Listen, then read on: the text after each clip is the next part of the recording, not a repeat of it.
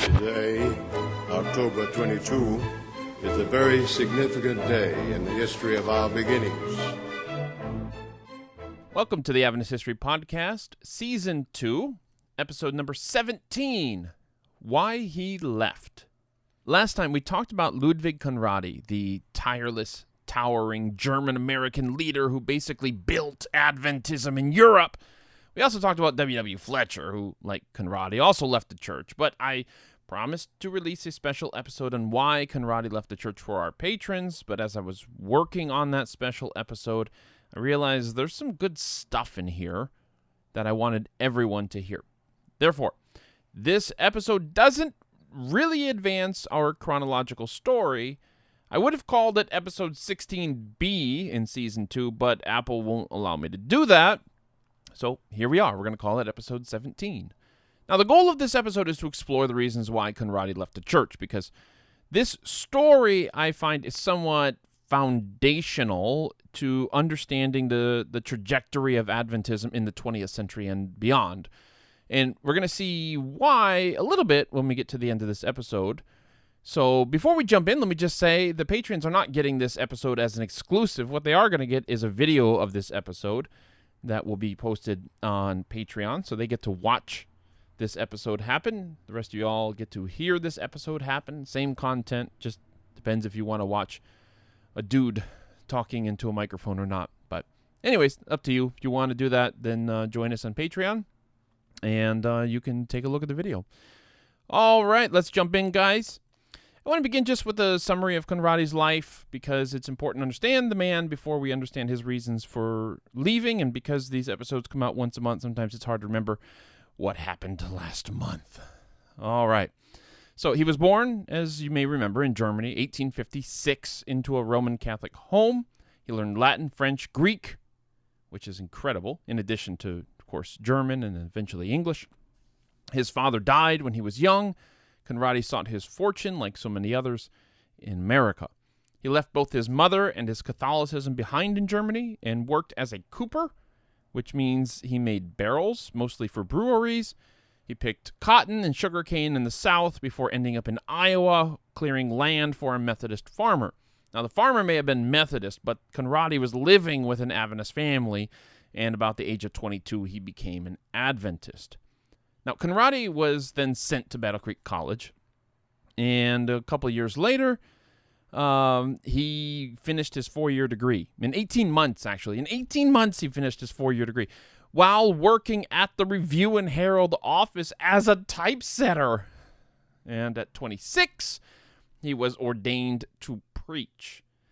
And that same year, he remembered an English Baptist girl he had met in Iowa and then wrote a letter to her proposing marriage. How romantic. And so at 28, the newlyweds were sent by the church to be some of the first Adventist missionaries to Europe to succeed, in someone else's words, where Tchaikovsky and J.N. Andrews had failed. I dare say Conradi had a richer life experience by his 30th birthday than anyone else in the church. Really. I mean, he had been virtually left for dead with smallpox in Cincinnati. He had been making charts of Hebrew roots for the University of Chicago all before he turned 30. I mean, he worked in the South. He had been in Europe. He knew all these languages, right? Like there was nobody who could equal his experience before the age of 30, even in the Adventist church. And that's saying something because a lot of these Adventist founders are young people who had done great things, right? Who had founded great things. But who could equal Conradi by that stage of his life? I mentioned in the last episode that Ellen White paid Conradi one of the greatest compliments that Ellen White could give.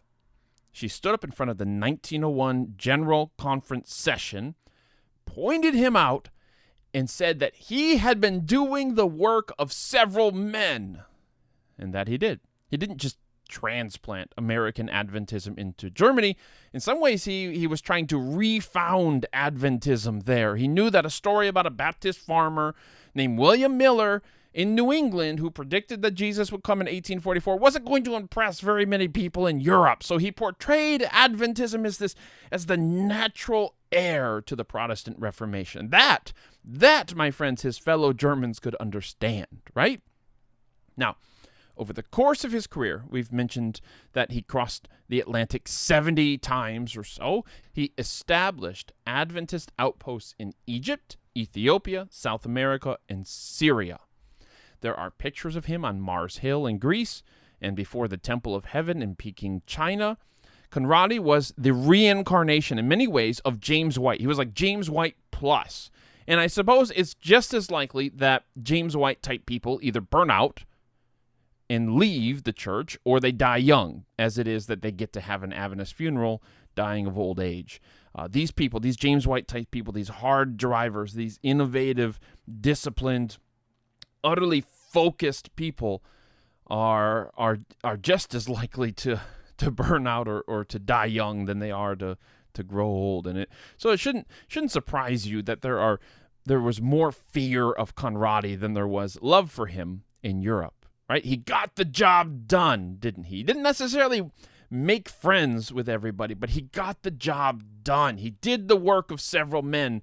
He was one of the last Adventist pioneers. I mean, the people who truly embody that mindset of being able to go into a kind of a spiritual wasteland as far as Adventism is concerned and build something and do some spiritual irrigation in that place.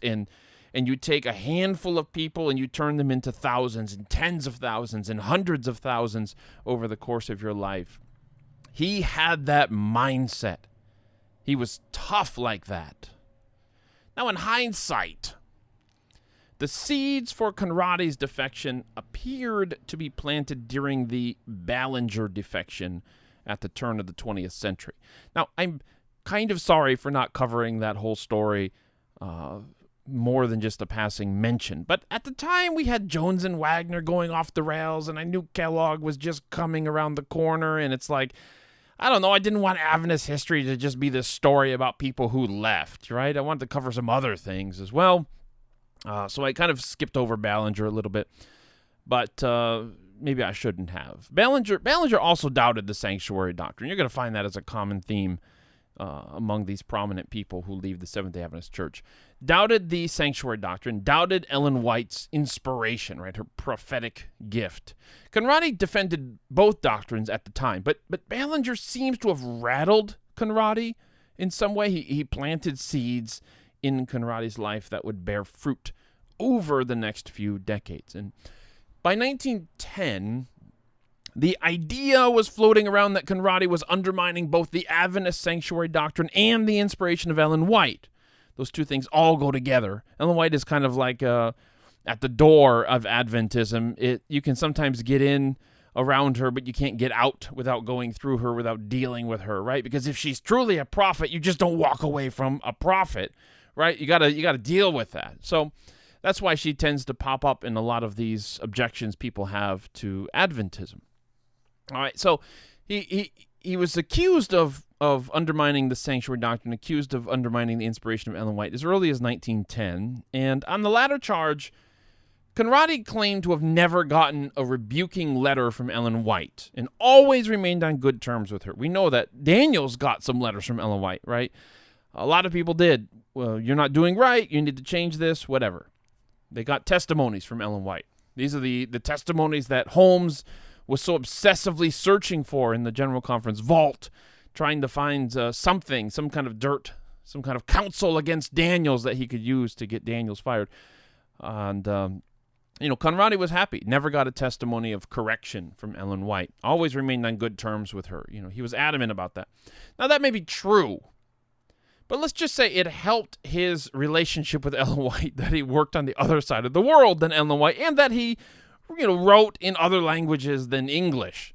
And what's more, Conradi seems to have been protected by General Conference leaders in America, right? So after he led German Adventists to pray for the Kaiser patriotically and allowed them to fight in the First World War. Daniels and the other leaders more or less gave him a pass. When a group of Adventists who held to the historic church teachings on non-combatancy, when they broke away from the church there in Germany, the Reform Adventists, Daniels again, in the General Conference sided with Conradi. They gave him a pass. It was a tough situation. What are you going to do? Just whatever. Let's move on. Conradi was a fellow moderate Adventist. He had an impeccable service record. What's more, he was in an impossible situation during the war. No one was going to sack Conradi over this stuff. You couldn't afford to lose him over this stuff. And the fact that Conradi worked more or less alone in Europe, right? Most of the people we're talking about in this podcast, they're not in Europe with Conradi, right? He's kind of got he's kind of unopposed in that place, kind of like Jones was in America in the 1890s. There was just kind of no, Wagner was off in England, and Ellen White was in Australia with Daniels and Willie, and Jones kind of had a run of the place in America. So Conradi does in Europe as well for much of this time. And so he worked alone, more or less. He had this long and glorious service record that he worked in languages other than English. The fact that he was ideologically kind of one of us, a moderate Adventist, like many of the other General Conference leaders. And these factors combined to allow Conradi to kind of blindside church leaders. Maybe it allowed Conradi to blindside himself, But they just didn't see it coming. I think maybe mentally they just looked at Europe, especially Central Europe, maybe not so much England, but Central Europe, and they're like, well, he's got it covered, right? The church there is thriving, everything's going well, da-da-da-da-da, just leave him alone. So why did Conradi leave? I'm going to share some of the reasons Conradi himself gave, and maybe a few of the reasons the church leaders have given, but just keep in mind, I'm just saying this as a pastor more than a podcaster. Sometimes the reasons people give for leaving aren't always their actual reasons for leaving. Sometimes they're the reasons they want people to think that they left, or reasons that they come up with after the fact. We're going to see in this episode that Conradi gives a few reasons in the beginning for why he has problems with the church, but as time goes on, those reasons expand exponentially. Suddenly there's a bunch of reasons why he left. And it's easy to kind of look at the reasons that pop up 5 years later or 10 years later and read them back into history to be like, oh, well, these are all the original reasons. And it's like they weren't. Those things came up later. So keep that in mind. The reasons that people give for leaving aren't always the reasons people left. I'm not trying to say anything about Conradi here. That's just a generally true statement in my experience. All right? So Conradi gave 3 areas where he differed from the denomination. 3 areas he thought were important. And these 3 areas he gave early on in the process, and he was very clear about them. So what were those reasons? First, he differed from the church on the cleansing of the sanctuary. What does it mean that the sanctuary is cleansed? Again, we're going to Daniel 8 here. Second, on the place and character of Christ's ministry in the heavenly sanctuary. Again, it's a sanctuary doctrine issue. The first 2 are about the sanctuary doctrine. Disagrees with the cleansing of the sanctuary, disagrees with the place and character of Christ's ministry in the heavenly sanctuary, what Jesus is doing in the sanctuary. Third, on the acceptance of the teachings of the spirit of prophecy. And if you're listening, you're not a Seventh-day Adventist. In other words, that just means Ellen White, right? The prophetic ministry of Ellen White. Okay, so those are his 3 objections. The first 2 have to do with the sanctuary doctrine. The third one has to do with the inspiration of Ellen White. Now, when Conradi met with leaders in Europe for his first trial, I'm going to put trial in air quotes, in 1931, the first issue that surrounded, the issue that sparked this was his commentary on Revelation, as well as some various articles he'd written as far back as 1929. It seems that these seeds that had been planted during the Ballinger era, they slowly bore fruit. We talked in the last episode about how he was kind of annoyed, bothered by the fact that he had lost his presidency of Europe in 1922, of the Central European Division. And even though it was technically a promotion, it didn't feel like a promotion. And so like this kind of discontent is in his life around this time. And it seems like he's trying to work out his ideas by publishing them. Like, it's like he wants to start a conversation, but he's not explicitly going to the general conference and saying, hey, I disagree with you guys about this. He's trying to work them out in articles. He's trying to work out what he believes in articles, and then finally this book on Revelation, which he asks the church to print. Now, articles are easier to get out because, again, he's a prestigious leader in the church, and he has the ability to send an article in and say, hey, publish this. But when it comes to books, there's a book committee. And the book committees at the publishing houses in Adventism, their job is to read through it and, of course, make grammatical changes and look at the organization of the material and the flow of it and all of that, figure out how much it should cost. This is all part of their job, but also the theological content. They want to make sure that what they publish is in harmony with Adventist beliefs and values. And so when Conradi's commentary on Revelation, when it reaches them, there's concerns, like deep, deep concerns. And they're realizing, oh my goodness, what happened here? What happened? They note, for instance, that when Conradi talked about the 2300-day prophecy, now this is in Daniel 8, it's a cornerstone of Adventist interpretation, cornerstone of this sanctuary doctrine, right? That Jesus moved from the holy to the most holy in 1844, and thus this movement of Adventism, of Adventists were born. They're called from that moment to proclaim this movement of Jesus and his intercession for us, all these sort of things. Okay, basically, we exist as a people. We have a calling as a people because of this. And so they note that when Conradi talks about this, he isn't very strong on it. Isn't very strong. It's kind of limp. As they read it, it doesn't sound like an Adventist book. On the 1260-year prophecy, another Adventist stalwart prophecy since the very beginning, since the Millerite days, Conradi abandons this traditional interpretation altogether. And what's more, Conradi reshapes these prophecies to have them point towards the Protestant Reformation rather than, the early 1800s or the late 1700s as the 1260-day prophecy ends, 1798. He just kind of abandons all that, has them all point towards the Reformation. Now, the book committee notes, quote, according to this interpretation of Revelation, there is scarcely an excuse for our denominational existence, end quote. Right, like, you're not having any of these prophecies point to us. This is the way we've taught them for almost 100 years.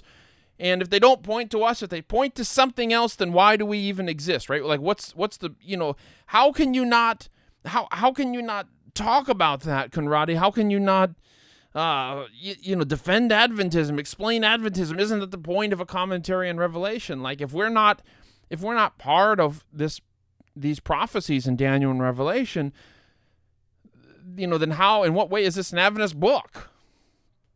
So the general feeling, beyond those prophetic objections, the general feeling was that this book was a mess. It was not organized well. It was not written well. It would only cause confusion among Adventists and non-Adventists alike. Well, Conradi responded to the book committee's criticisms by basically acknowledging the truth in many of their criticisms. He did believe the Reformers had more light on the sanctuary than Adventists. He did believe that Jesus entered the most holy place after his ascension to heaven, not in 1844, as Adventists believed. Conradi said, quote, I believe that since AD 34, Christ had been doing that work of mediator that our denomination ascribes to him now since 1844, end quote. He believed that Adventists had done the Reformers wrong, and that in some ways the Reformers were ahead of Adventists. After all, Luther embraced righteousness by faith immediately. How about Adventists?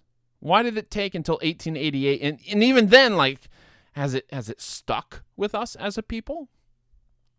You may be wondering, okay, that's the sanctuary. That's his objections to the sanctuary. What does Ellen White have to do with this? Well, obviously, Ellen White backed up those traditional interpretations of prophecy. But Conradi had also grabbed hold of that controversial loose thread dangling in Adventism. Exactly how was Ellen White inspired? Right? This was a big thing, you remember, in the 1919 Bible Conference. Thought inspiration versus verbal inspiration right? Or exactly which parts of her writings were inspired. Were they all inspired? Ellen White had included a quote from Martin Luther in her Great Controversy book, where Luther said that he didn't see how the final judgment couldn't be more than 300 years away. And it was a quote that appeared in scores of apocalyptic books, commentaries on Revelation in Ellen White's day, and it was supposedly from Luther's Table Talk sayings. And I say supposedly because Conradi knew German and had Luther's works and couldn't find that quote anywhere in the Table Talk sayings. Now, Table Talk for Luther is kind of like his students and friends, and they wrote down things that he supposedly said around the dinner table when they were over visiting, and so afterwards they kind of collected, the friends got together, students got together, collected all these things and put them together. It kind of is something like a hadith in Islam. These are kind of like the sacred sayings. Luther didn't write them himself. They're kind of secondhand, and so they don't quite have the same level of authority as if Luther would have written it himself. You don't know if they've been embellished or, exactly where they came from. But anyways, Conradi looked during, in the collection of Luther's Table Talk sayings, couldn't find them anywhere. So, the question is, so was Ellen White inspired when she included that saying in her book? Conradi explained the whole Luther thing to F.M. Wilcox, editor of the Review. Luther believes, said Conradi, that the judgment was near in his day, not 300 years off. Are you willing to print that in the Review? He gave him quote after quote after quote about Luther and Melanchthon, and, saying that the judgment is near, it's close, we're in the last days, all that kind of stuff. And so it's like, Wilcox, are you willing to print that in the Review? Are you willing to correct all of those false statements from John Nevins Andrews in 1855 to James White, who made the same statements, to Ellen White, who made the same statements in, the Great Controversy, that said otherwise, right? They were all wrong. Luther never said that. There's no evidence that Luther ever said that the judgment was 300 years off. He believed that it was coming soon. So, are you going to print a retraction in the Review? Well, Adventists in Conradi's mind were warping the history of the Reformation in order to magnify the importance of Adventist history. If Luther expected the judgment in 300 years, then that would, from Luther's day, fall in the early 1800s when Seventh-day Adventism arose. How convenient, right? So they took this apocryphal statement of Luther as a kind of lay prophecy, not like a serious prophecy, just a, kind of a casual prophecy, foretelling the coming of the final message which Adventists would be proclaiming throughout the world. But as Conradi was saying, there was no credible source for this supposed saying of Luther. And besides, it ignored all of the other times Luther said the second coming was imminent, the last days were imminent in his day. Conradi didn't want Luther to be playing a mere John the Baptist to the coming Adventist movement. And so he set out to show that Adventists were wrong about Luther. They didn't recognize that Luther preached the everlasting gospel long before Adventists, right? Like, don't cut my man Luther down. And so, was Ellen White mistaken to do so? Was she inspired when she adds these quotes? So his critique here is kind of, it's poking a very soft spot in Adventism at this moment, a gray area within Adventism, because you're going to have some people, obviously, who believe in Ellen White's verbal inspiration. Every word she included in her books is inspired. So the more fundamentalist side right now is just, they're going to defend her. And you're going to have the other side that will still want to defend her, but they don't mind if she got a historical quote wrong. It's not a huge deal, right? But still, it's kind of messy to unravel. Well, was Andrews wrong back in the day in the 1850s? Was James White wrong back in the day? Conradi was asking a really hard question. Are you going to repudiate what the earliest Adventists said when they were wrong about something? It may not be a hard thing to do technically to say James White was wrong about something. But, again, it's that slippery slope, right? We've seen that defense being used. Butler said it, if we adopt righteousness by faith, if we say we were wrong, if we were wrong about the 10 horns, Uriah Smith there. then our critics are going to say, "What are you wrong about next? What are you wrong about next?" And so there's a hesitation. Are we going to go down a slippery slope because of this? If we just start saying that we were wrong about this and wrong about that, so it's a tough issue. Conradi is kind of targeting a soft spot, a gray area within Adventism that Adventists themselves had not been fully. They hadn't figured out exactly how Ellen White's inspiration works. Hadn't quite figured it all out. So this was a tough question. These were tricky issues. Was Conradi to be on trial for saying Ellen White used poor sources sometimes? I mean, Ellen White herself had acknowledged that she needed better sources when she was revising her Great Controversy in 1911. Was he on trial for lionizing Martin Luther? I mean, Ellen White famously in Great Controversy never says a negative word about Martin Luther. I mean, Martin Luther is an unqualified hero in Adventism. So is he going to be in trouble for lionizing Luther? Was he going to be on trial for questioning whether the earliest Adventists might have been wrong about something? Well, at least in theory, the whole project of Adventism was to learn from the past and to keep improving. So there wasn't any theoretical objection to correcting past mistakes. Was Conradi right or wrong in his criticism of how Adventists did history? Some of his concerns fell into these gray areas, right? Like the inspiration of Ellen White. Adventists weren't crystal clear on how that worked, and some of his other concerns, particularly about the sanctuary and how he interpreted prophecy, were clearly out of bounds of Adventism. There was no gray area about that. So the question wasn't whether Conradi had departed from Adventism on a few important points.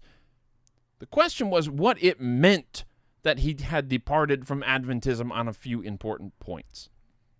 Now, that may sound a little strange to put it that way, but keep in mind that church leaders' first reaction was simply to ask him to be quiet about the points where he differed from the church.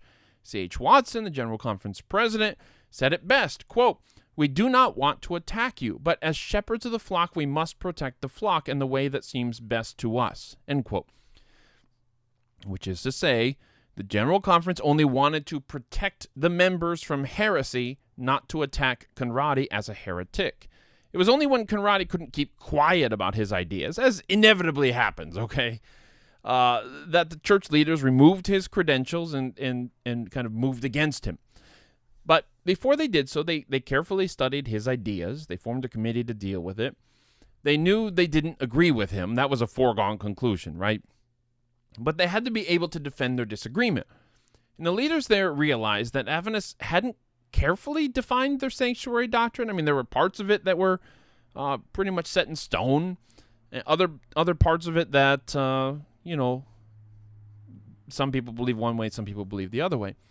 They had the leaders said that they all had heard some of the wildest applications being preached under the name of the sanctuary doctrine among some of the church's evangelists. But nevertheless, the goal here wasn't to define the doctrine, but defend it. And if you allow me a moment of foreshadowing, defining the doctrine, not defining the doctrine, but defending it, in some ways became a standard operating procedure for the church going forward. As these things tend to go, they start with a few issues that are discussed with great courtesy and kindness. I mean, over and over and over again, Conradi and church leaders are, reiterating their Christian affection for one another, how they respect one another, and they don't want things to end badly, and all these sort of things. It's the way it always begins. And then it turns acrimonious, and the disagreement spreads to other fronts. So it did by 1933, when the General Conference brought up 50 questions. In fact, they were sent to the General Conference, 50 questions that Adventist leaders in Europe were having to deal with because of Conradi. Some of these were directly from Conradi, things that he was saying that they felt they needed to respond to. But some of this were just questions the members had as a result of Conradi. And maybe some of them were just collected, questions the members had in general, not related to Conradi. But it's not like these are 50 things Conradi was saying. He was saying some of them, members themselves, it led to other questions that they had that they didn't have the answer to over there. And so these questions were questions about Ellen White and her statements about the amalgamation. You can Google that. That's always a dangerous thing to recommend people do, but you can Google that. Ellen White and the 144,000, or whether Ellen White died deeply in debt, or whether Ellen White set 1951 as the date for Jesus' return. Like, these are all these questions that people had. And the questions show a huge lack of familiarity with Ellen White among the believers in Europe. So that whatever doubts that came from Conradi, they found gaps in the Adventist armor there. H.F. Schuberth, president of the Central European Division now after Conradi, who, by the way, I should say, I keep saying president of the division. Technically, he's a vice president of the General Conference who's in charge of Central Europe, but it's just easier to say president of the division. Anyways, Schuberth asked for reinforcements from America, who would be ready, quote, to answer all questions concerning the spirit of prophecy and the sanctuary, end quote. In other words, the church leaders in America are realizing our members in Europe, like, they have they've heard a lot of stuff, and they don't know how to answer it. It seems that the writings of Ellen White didn't find as strong of a hold there under Conradi's leadership as it did in Australia or in America. Now, Conradi went on to call the Adventist Church Laodicea, claimed it was being run by an autocracy where there was no freedom of conscience, which I think just about everybody who leaves the church says. Accused them of being legalists. He claimed that he was building a new movement among these Seventh-day Baptists, that lots of Adventist ministers were secretly on his side. They were writing him letters saying, just give us the word and we'll join you, Conradi, which of course worried the church quite a bit. Some Adventists in Europe, they fought back against what they saw as Conradi's propaganda. They were mocking his decision to join the Seventh-day Baptists. I mean, after all, despite Conradi's disagreement with certain parts of Adventist theology, he still had more in common with Adventists than Baptists, didn't he? And they weren't slow to throw Conradi's own words back in his face, especially when Conradi had criticized Canright for leaving the church, for attacking the church, and then for joining the Baptists. Well, Conradi had joined the Baptists, not because he believed their theology more than Adventist theology, but because they gave him what he valued most, the ability to preach what he believed without interference. But before Conradi could gain that freedom, he had to earn his license to preach in the Seventh-day Baptist Church. And for that, you need to be a member of a local Seventh-day Baptist congregation. Okay? Easily done. But then you had to face a panel of questioners, some from the local church, some from the denomination as a whole. It was a really interesting process. One of those questioners, a university president, asked Conradi what he believed about the state of the dead, because, as you may be aware of, Adventists believe that you sleep in death and you wait for Jesus' return. And Baptists believe you go to heaven or hell immediately upon death. So Conradi shrewdly replied that there was no life outside of Christ. So one of those theological non-answer answers, right? He's kind of threading that needle to satisfy both sides. And it tells me that he still likely believed in soul sleep like Adventists, but didn't want to let on to his new friends that is indeed the case. No one seemed to press the matter any further, as, let's be honest, the Seventh-day Baptists, if you read their Sabbath Recorder issues about this, they wanted Conradi. Like, it was a big fish to get. They had no presence in Germany, and so, I mean, there's really nothing to lose, right? Like, we're going to get a veteran rock star preacher, ultra talented. He's going to be in a country where we don't have any Southern Baptists. Seventh-day Baptist, he can't ruin anything there. All he can do is build, so let's let him go to work. Besides, Conradi promised that he could take 600 Adventists into the Seventh-day Baptist Church that he was going to be building in Germany. I mean, for the Seventh-day Baptists, it was a win-win.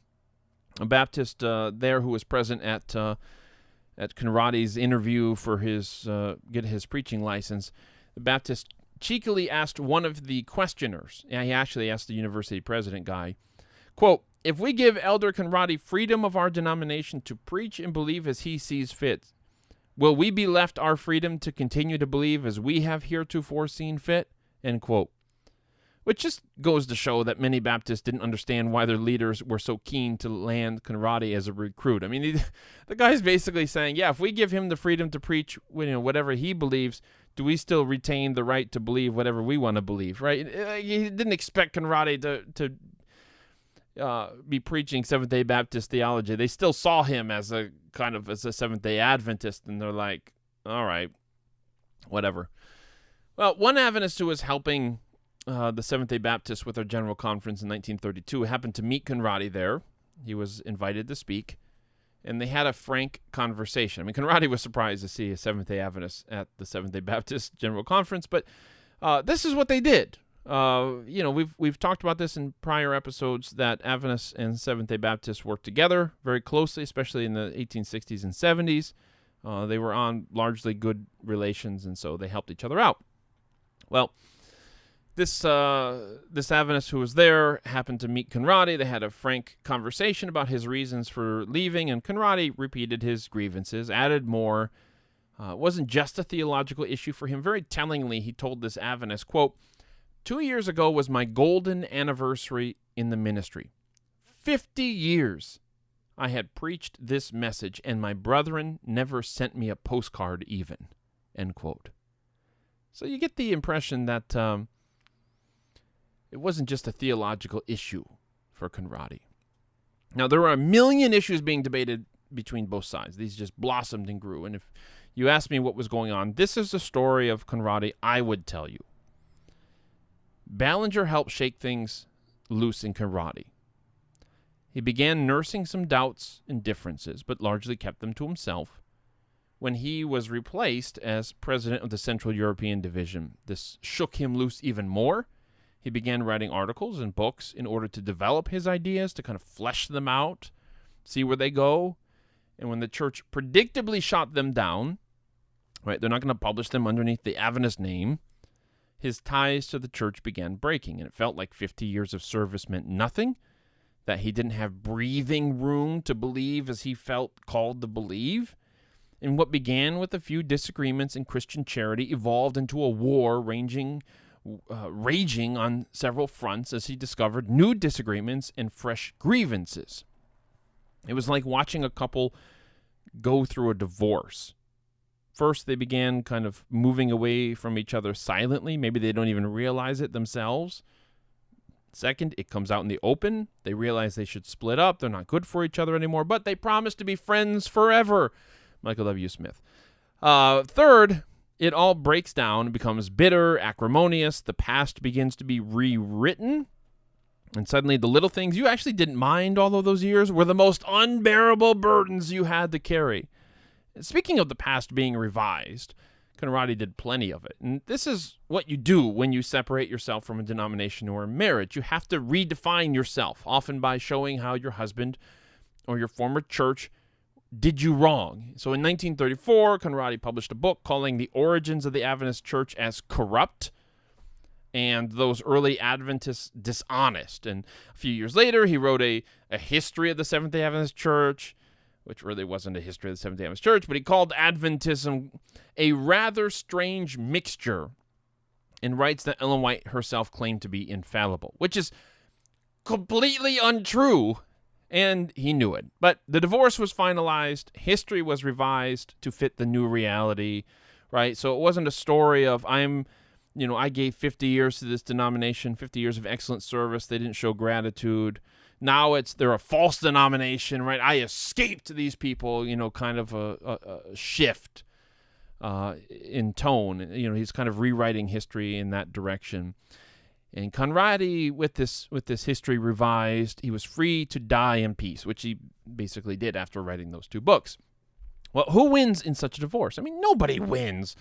Adventists owe a lot to Conradi, and that should not be minimized. Conradi owed a lot to Adventists, and that should not be minimized. What began as a gentlemanly agreement got out of hand precisely because few people are able to maintain the tension of having a deep disagreement while also maintaining Christian love and affection for each other. I mean, just sooner or later, in most people, something snaps. Either the Christian love prevails, and you just kind of bury the disagreements, you work them out, or the disagreement prevails and the Christian love breaks down and becomes kind of ugly. Okay, and most people, something snaps, and when it does, history is often the first casualty. Conradi went on to absurd lengths to revise Adventist history in his favor, writing things he had to know were not true. Some Adventists, no doubt, at least kind of unofficially, and at least in conversation, probably did something similar, right? They might say, well, I've always had doubts of Conradi. I always knew he wasn't one of us. When in reality, if you would have asked them way back when, they would have absolutely agreed that he was one of us, right? But you go back over the past and you realize, this thing and that thing and that thing, and you begin to interpret them in a new way, and you realize, oh yeah, he was never really fully, for us. These sort of things happen on both sides. But Conradi also represents something else in Adventist histories. He represents another failed attempt to refound Adventism on something other than the sanctuary doctrine. He tried to interpret Adventism as the latest manifestation, maybe a perfecting of Protestantism. He failed to convince the church leaders to find a new historical homeland for Adventism, right? To root themselves more on the Protestant Reformation, not so much on 1844 and all of that. Now, unlike Ballinger and others before him, Conradi challenged the sanctuary story at a time when Adventists had never been more fuzzy over its details, and church leaders were beginning to realize that they had divisions even among themselves over what the doctrine was about, at least in its tiny details. It was said that the only thing more contentious than A.G. Daniels' nomination at the 1922 General Conference session was this new view of the daily, which pertains to the sanctuary doctrine. I'm not going to go into it right now. Just go listen to a bunch of episodes. Were gaps appearing in the Adventist armor? I think fewer and fewer Adventists, the deeper we go into the 20th century, would be able to tell you with any precision what the sanctuary doctrine was. Conradi decided Adventism didn't need it. Was that true? Conversely, the more these former Adventists attacked it, the more the sanctuary doctrine became Adventism's theological flag. We may not know where its storied symbols come from, but we know what the flag represents. The guys who desecrate the flag are bad. The guys who respect and honor the flag are good. And in that way, Conradi's plan backfired. He wanted to build a new theological foundation for the Adventist movement, but he only ended up in showing Adventists that those who build on other foundations end up leaving Adventism. The sanctuary doctrine's place in Adventism owes as much to its opponents as to its friends. After all, they wouldn't attack it so frequently if it wasn't important, right? So we see two strains running through the story. The first is a strain of Adventists who find the sanctuary doctrine unconvincing, maybe embarrassing, theologically weak. They want to replace its role in Adventism with something else, something more gospel-focused, something, like the Reformation. And the other strain of Adventists, they desire to uphold the founding story of Adventism, to strengthen it, to study it more, to teach the whole of Adventism more and more about it. And they are represented by another rising star in Adventism whom we will get to, M.L. Andreasen. So he's going to come up after this and just really emphasize the importance of the sanctuary doctrine in the wake of Conradi. And we'll get to him. But one thing is clear. It was made clear by a Seventh-day Adventist who was friends with a prominent Southern Baptist. I keep saying Southern Baptist. Seventh-day Baptist. Oh, man, guys. Anyways, it was made clear by a Seventh-day Adventist who was friends with a prominent Seventh-day Baptist. There we go. And this was said at the time when Conradi was leaving. The Adventist offered an astute little prophecy to his Baptist friend. This is what he said, quote, "I think Seventh-day Adventists are going to be disappointed, and Elder Conradi himself is going to be disappointed." End quote. That much was true. Who wins in a divorce? Nobody. We'll see you next time.